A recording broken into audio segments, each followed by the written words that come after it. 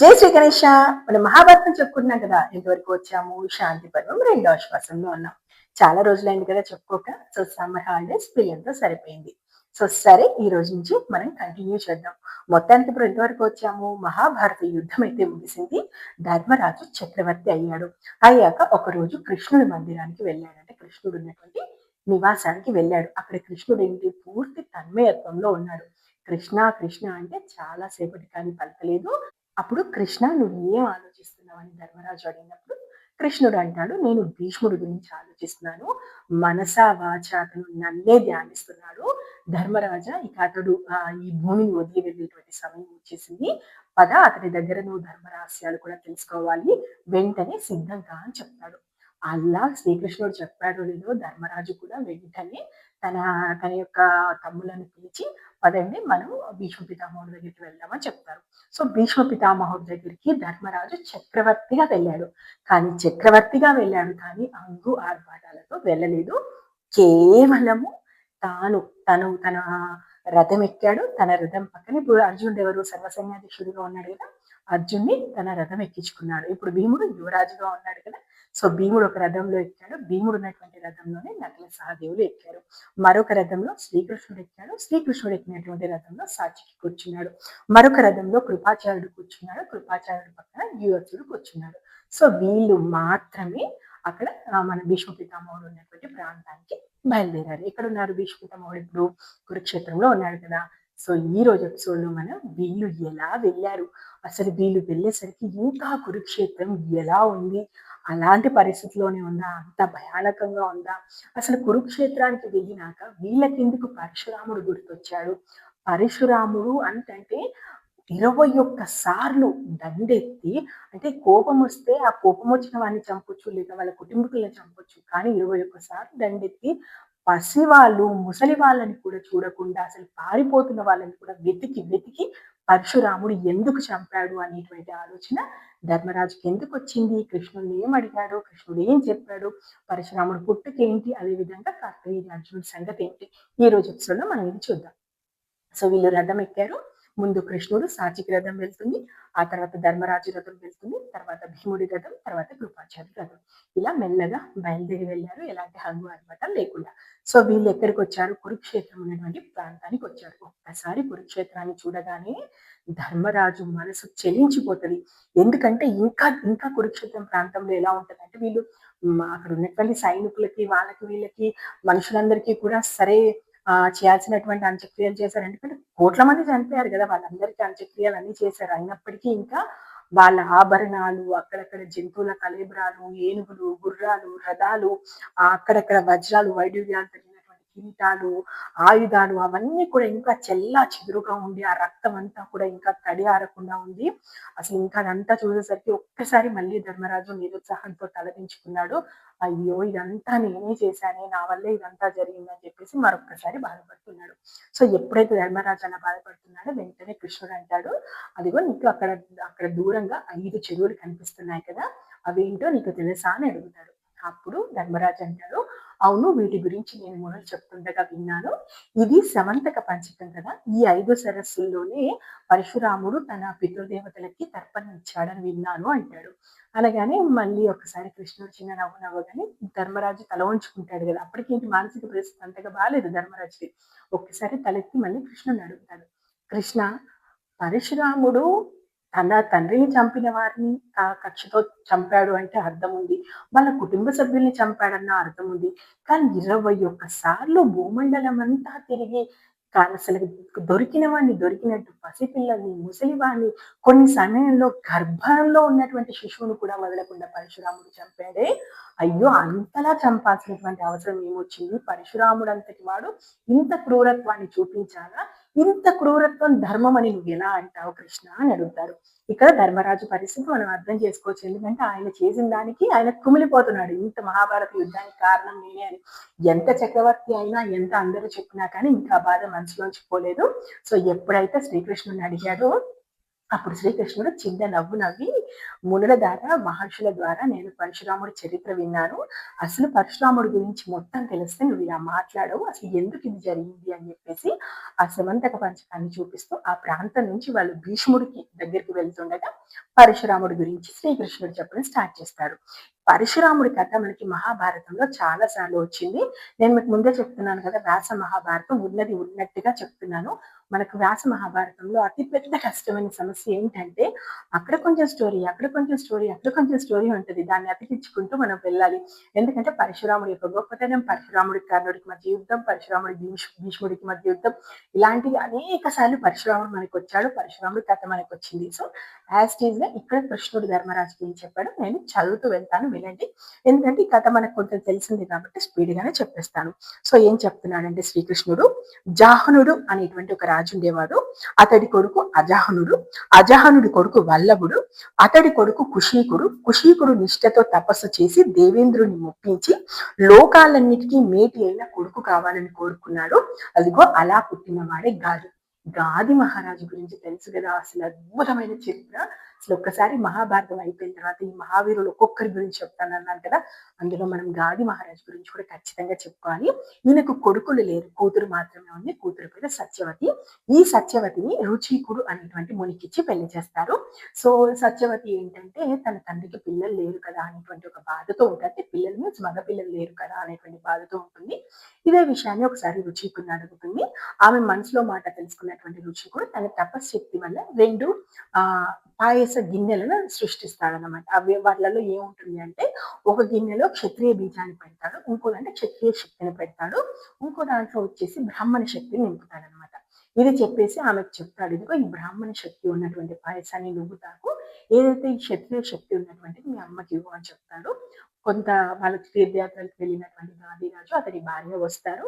తల్లి కూతురు అంటే ఇది నేను మనకు తెలిసిన స్టోరీ కాబట్టి టకటకా చెప్పుకుంటూ వెళ్తున్నారు. కాసేపు ముచ్చటించుకున్న తర్వాత వాళ్ళ తల్లి తెలియక ఆమె తాగేటువంటి పాత్రను కూతురుకి ఇస్తుంది, కూతురు తాగేసిన పాత్రని ఆమెకి ఇస్తుంది అనమాట. రుచకుడు ఎప్పుడైతే వచ్చిన తర్వాత అతను గంగా స్నానానికి వెళ్ళి వచ్చిన తర్వాత దివ్య జ్ఞానం ద్వారా అది తెలుసుకుంటాడు. తెలుసుకొని ఆమెతో ఇలా అంటాడు సత్యవతితో, జరగరాని తప్పిదమే జరిగింది. మీ అమ్మ అనుకోకుండా చేసిన తప్పిదం వల్ల నీ గర్భంలో ఒక క్షత్రియ పౌరుషంతో క్షత్రియులందరినీ చంపేటువంటి ఒక ఒక ఒక అంటే క్షత్రియ వీరత్వం ఉన్నటువంటి ఒక పుత్రుడు పుడతాడు. అసలు అతడందరూ క్షత్రియులందరూ చంపుతాడు. అసలు అతనిలో ఉన్నటువంటి పౌరుషం కానీ అది మరెవరిలో కనిపించదు. అతడు రాజుల పాలిట హంతకుడు అవుతాడు అని చెప్పేసి చెప్తాడనమాట. ఆ మాట వినగానే సత్యవతి కళ్ళు తిరిగిపోతుంది. అయ్యయ్యో నేను అలాంటి కొడుకును భరించలేను. అయినా ఏ కొడుకు నేను ఒక ఇప్పుడు బ్రాహ్మణ అంటే బ్రాహ్మణ ఋషికి భార్యగా ఉన్నప్పుడు నేను ఇలాంటి దాన్ని ఎలా భరిస్తాను, నా కొడుకు అలా ఉంటే నేను భరించలేను, నా వల్ల కాదు, మీరు ఏదో ఒకటి చేయండి, మళ్ళీ దీన్ని తీరుమారు చేసి మా అమ్మకి ఇచ్చేసేయండి, నాకు మాత్రం అంటే బ్రాహ్మణ అంటే సాదా సీదాగా బ్రతికేటువంటి కొడుకు మాత్రమే కావాలి అంటదనమాట. అప్పుడు మళ్ళీ రుచికుడు ఏమంటాడు, అది కుదరదు అన్నప్పుడు మళ్ళీ ఆమె బ్రతిమలాడుతుంది సత్యవతి చాలాసేపు. మీరు తలుచుకుంటే ముల్లోకాలని తల కింద చేయగలుగుతారు, ఇది మీకు ఒక విషయమా, దయచేసి చేయండి అన్నప్పుడు రుచికుడు ఏమంటాడంటే సరే, మన వంశంలో అలాంటి ఒక పౌరుషం ఉన్నటువంటి భయానకమైనటువంటి వ్యక్తి పుడతాడు, కానీ నువ్వు కాదంటున్నావు కాబట్టి నీ కొడుకుగా కాకుండా నీ మనవడిగా పుట్టడం మాత్రం నేను చేయగలను అంటాడు. దాంతో సత్యవతి అంటది, సరే అయిందేదో అయింది కదా, నా మనవడిగా వస్తాడంటున్నారు కదా, సరే అలాగే కలుగు అంటది. అంటే కొడుకుగా మాత్రం వద్దు కానీ తప్పదు కాబట్టి కోడలు కడుపున ఓకే అని చెప్పేసింది అనమాట.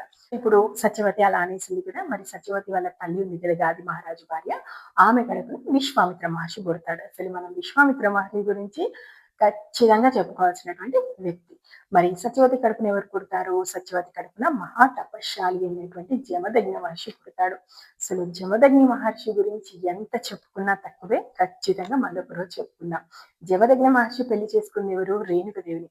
రేణుక ఎల్లమ్మ అని చెప్పేసి తెలంగాణలో అయితే చాలా గొప్పగా కొలుస్తారు ఆమె. రేణుకాదేవి చరిత్ర కూడా మనం ఖచ్చితంగా ఒక రోజు చెప్పుకుందాం. ఇందులో చాలా ముఖ్యమైన పాత్రలన్నీ ఉన్నాయి కదా మనకు, గాదిరాజు మొదలుకొని రేణుకాదేవి వరకు. సో వీళ్ళకి ఇప్పుడు జమదగ్ని మహర్షికి రేణుకాదేవికి పుట్టినటువంటి సంతానంలో ఒకడే పరశురాముడు. ఇప్పుడు పరశురాముడు గురించి చెప్పుకున్నాం కదా, హైహయ వంశంలో కార్తవీర్యార్జునుడు పుడతాడు. అంటే కార్తవీర్యార్జునుడి గురించి మనకు సినిమాల్లో చాలా గూగుల్‌లో ఇదంతా వెతికినప్పుడు చాలా వరకు తప్పులే ఉన్నాయి. ఎందుకంటే మహాభారతంలో కార్తవీర్యార్జునుడి గురించి ఎంత గొప్పగా చెప్తారో, అసలు ఎంత గొప్ప రాజు అంటే అసలు అతని రాజ్యంలో దొంగతనాలు జరగలేదు, దోపిడీలు జరగలేదు. ప్రజలందరూ సుఖ సంతోషాలతో ఉన్నారు. ఇంతకంటే అద్భుతమైన రాజు మరొకడు లేడు. దానంలో కానీ, వీరత్వంలో కానీ అసలు అద్భుతమైనటువంటి రాజు అని చెప్పేసి మహా గొప్పగా చెప్పుకుంటారు. అసలు కార్తవీర్యార్జునుడి గురించి మహాభారతంలో చాలా గొప్పగా ఉంది. అంటే ఈ కార్తవీర్యార్జునుడికి సంబంధించిన కొన్ని విషయాలు చెప్తాను మీరు వినండి. కార్తవీర్యార్జునుడికి సంబంధించి వీళ్ళ తండ్రి కృతవీర్యుడు. కృతవీర్యుడి పేరు మీదకే ఇతనికి కార్తవీర్యార్జునుడు అని పేరొస్తుంది. సో, కార్తవీర్యార్జునుడు పుట్టుకతో చేతులు లేకుండా పుడతాడు. అప్పుడు ఏంటంటే అతను దత్తాత్రేయుడిని ఉపాసన చేయడం ద్వారా అతనికి 1000 చేతులొస్తాయి. సహస్ర బాహుడు అవుతాడనమాట. సో, అలా అంటే దత్తాత్రేయ ఉపాసకులకి కార్తవీర్యార్జునుడి మీద చాలా పట్టు ఉంటది.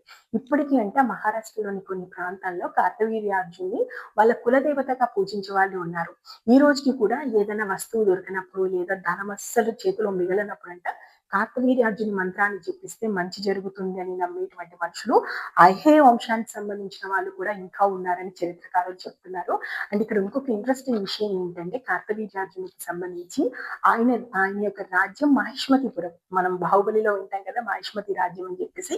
ఈ మాహిష్మతి రాజ్యాన్ని పరిపాలించినటువంటి వాడు మహాభారతం ప్రకారం చాలా మంది పరిపాలించారు ఆ రాజ్యాన్ని. దానిలో కార్తవీర్యార్జునుడు కూడా మాహిష్మతి రాజ్యాన్ని పరిపాలించిన వారే. ఈ మాహిష్మతిపురం గురించి నేను గూగుల్‌లో సెర్చ్ చేసినప్పుడు ఒక ఇంట్రెస్టింగ్ విషయం ఏం తెలిసిందంటే ప్రస్తుతం ఉన్నప్పటి మధ్యప్రదేశ్‌లోని కార్గోన్ జిల్లాలో మహేశ్వరం, మహేశ్వరం అంటే మహేశ్వరం చీరలు గుర్తొస్తాయి కదా! సో, ఆ ప్రాంతమే మహిష్మతిపురం అని చెప్పేసి కొన్ని చారిత్రక ఆధారాలు ఉన్నాయంట. సో, అది మహిష్మతిపురం యొక్క గొప్పతనం చాలా గొప్పగా ఉంటది అసలు. మహాభారతానికి సంబంధించి మహిష్మతిపురం ఎలా ఉంది? ఏంటి? ఎంత గొప్పగా కార్తవీర్యార్జునుడు పాలన చేశాడు అసలు. రావణాసురుడిని తెలుసు కదా! ఒక చిన్న మనము చిన్న జంతువుని ఏదో బంధిస్తే ఎలా బంధిస్తామో అతి సునాయాసంగా రావణాసురుడిని ఓడించి బంధిస్తాడు. అతని తాత రావడం వల్ల రావణాసురుడిని విడిపించడం, ఆ తర్వాత వాళ్ళిద్దరూ స్నేహితులుగా మారినటువంటి కథ మనందరికీ తెలిసిందే కదా! సో, రావణాసురుడు అంతటి వాడిని చిటికలో ఓడించిన వాడు కార్తవీర్యార్జునుడు. మహాశక్తివంతుడు. అయితే కార్తవీర్యార్జునుడి మీద ఉన్నటువంటి కాన్‌ఫ్లిక్ట్ ఏంటంటే, నేను 2 స్టోరీలు చెప్తాను వినండి. మన కవిత్రయం, మన నన్నయ్య, తిక్కన, ఎర్రన్న రాసినటువంటి కవిత్రయం ప్రకారం చూసుకుంటే, మనకు తిక్కన గారు రాసింది శాంతి పర్వం ఆయన రాసిందే. అందులో ఏముంటుందంటే, కార్తవీర్యార్జునుడు మహా గొప్ప రాజు, మహా అది అయినప్పటికీ కూడా ఆయనకు గర్వం ఎక్కువైపోయి, ఒకసారి జమదగ్ని మహర్షి ఆశ్రమానికి వెళ్ళడము, ఆశ్రమంలో ఆయన అలసి సొలిసి అంటే వేటకని వెళ్ళి అలసి సొలిసి ఆశ్రమానికి వెళ్ళడము. అప్పుడు వీళ్ళందరికీ కూడా అద్భుతంగా జమదగ్ని మహర్షి రాజు సైనికులందరికీ కూడా అద్భుతమైనటువంటి ఆహారాన్ని విందు చేయడము. దాంతో ఇదంతా ఎలా జరిగింది ఆయన అడగడము. ఇది హోమధేనువు వల్లే జరిగింది అని చెప్పేసి మనకి జమదగ్ని మహర్షి చెప్పడము. దాంతో హోమధేనువును కార్తవీర్యార్జునుడు తీసుకెళ్లడము. దీంతో కోపం వచ్చి మనకు పరశురాముడు కార్తవీర్యార్జునుడు చంపాడు. మనకు తిక్కన గారి మహాభారతం ప్రకారం ఇదే ఉంది.